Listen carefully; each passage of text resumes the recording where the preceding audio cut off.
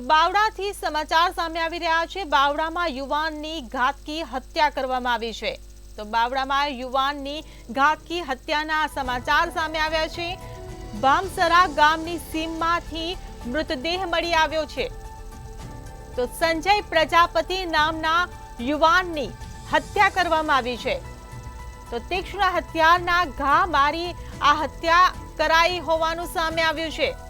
Bagodara police ઘટના સ્થળે પહોંચી હતી, તપાસની કાર્યવાહી શરૂ કરી હતી। તો એલસીબી અને એસઓજી પણ ઘટના સ્થળે પહોંચ્યા હતા અને તપાસની કાર્યવાહી શરૂ કરી હતી। હત્યારાઓને ઝડપી પાડવા તપાસના ચક્રો ગતિમાન કર્યા છે।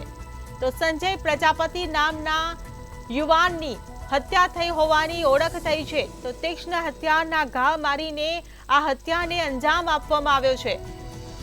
તો બગોદરા પોલીસને જાણ થતા બગોદરા પોલીસ તુરંત ઘટના સ્થળે પહોંચી હતી, તપાસની કાર્યવાહી શરૂ કરી હતી।